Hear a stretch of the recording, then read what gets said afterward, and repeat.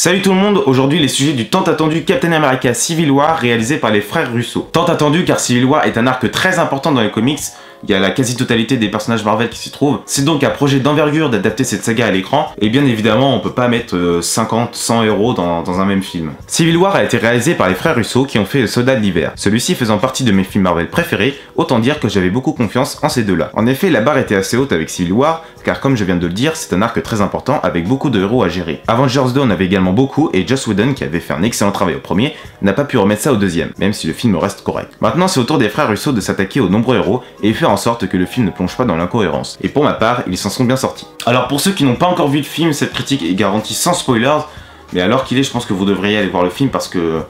fait quand même 2 semaines. Captain America Civil War est la suite directe de Avengers 2 et du Soldat de l'Hiver. Le gouvernement se rend enfin compte que les actions des Avengers peuvent avoir des conséquences néfastes sur la population et décide de promulguer une loi pour limiter et contrôler les activités des super-héros. Tony Stark se sent coupable de tous ces innocents morts par sa faute. En voulant faire le bonheur des uns, il a fait le malheur des autres et il décide d'accepter la loi qui permettra de limiter le nombre de victimes causées par leur intervention. Cependant, Steve Rogers n'est pas de ce point de vue. Les super-héros doivent rester une organisation privée et libre de mouvement, sinon qu'ont-ils de super? Les deux coéquipiers partageant un point de vue différent, ils sont contraints d'employer la manière forte, à savoir la bagarre. Depuis quelques temps, les films Marvel adoptent toujours la même recette pour faire leurs films, et ça peut devenir lassant, mais avec Civil War, il y a un peu de nouveauté, et ça fait du bien. Commençons par les points positifs car il y en a plus. La réalisation est très bien maîtrisée, les frères Russo ont encore fait une fois du bon travail, et on sent qu'ils se sont plus appliqués dans les scènes d'action, car certaines dans Le Soldat de l'Hiver étaient trop illisibles. Le rythme du film est parfait, à aucun moment on ne s'ennuie, et personnellement, les 2h30 du film sont passées rapidement. Chaque personnage mérite d'être à l'écran, et c'est pour cela qu'ils ont pris soin que chacun ait un moment de gloire si on peut dire. Mais surtout, on n'est pas perdu parmi tous ces héros,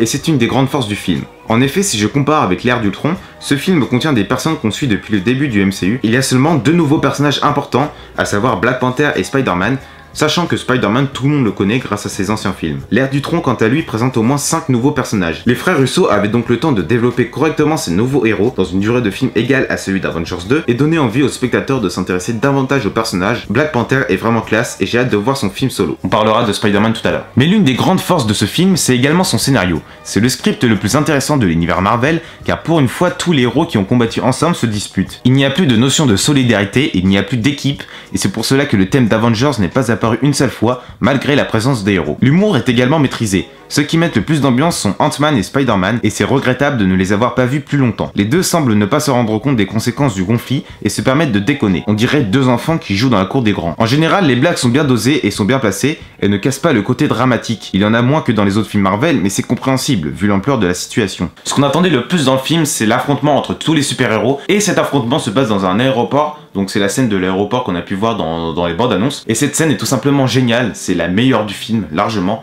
parce qu'il y a tous les héros qui combattent, qui se tapent dessus. Il y a Black Panther, il y a Spider-Man, il y a les combats qu'on rêvait de voir depuis longtemps, ils y sont tous, et c'est probablement la meilleure scène de l'univers Marvel.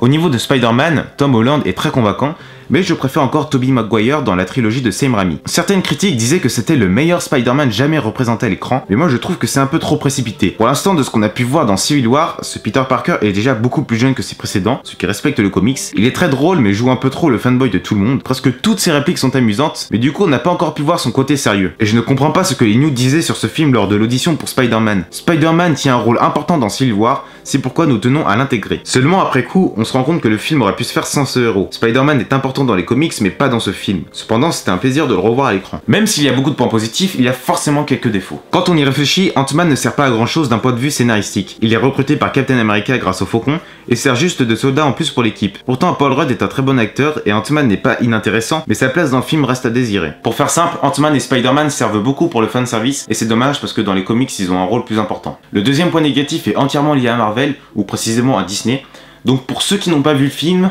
je vous conseille de partir. Partez! En fait, le MCU manque cruellement de dramatique et Civil War aurait pu changer cela. J'aurais tellement aimé que Captain America meure comme dans les comics, il aurait eu un réel changement, Civil War aurait eu un vrai impact sur l'univers Marvel. Maintenant, je n'arrive pas à savoir pourquoi ce film existe. Marvel a raté l'occasion de changer son univers pour le rendre plus intéressant et c'est regrettable. Ce que je crains maintenant, c'est la lassitude du public. C'est bien de mettre de l'humour dans leurs films, mais à la fin, il faut évoluer et essayer de les assombrir un minimum. Les morts dans le MCU, il y en a qu'une seule et c'est celle de Quicksilver dans Avengers 2. Et encore, c'était à cause des droits d'auteur. Actuellement, les Marvel se ressemblent tous et si rien ne change, ça risque d'être compliqué pour la suite. Le prochain c'est Doctor Strange. Il y a un super acteur qui joue dedans, à savoir Benedict Cumberbatch. J'espère sincèrement qu'il sera différent des autres, car si ce n'est pas le cas, j'aurais vraiment du mal à voir un autre Marvel au cinéma. Sur ce, cette critique est terminée. Si tu as aimé, tu peux liker la vidéo, tu peux la partager, tu peux commenter et tu peux t'abonner à la chaîne. Tu peux également me suivre sur Twitter où il y a toute l'actualité de la chaîne. Et moi je te dis à plus tard pour de prochaines vidéos. Salut!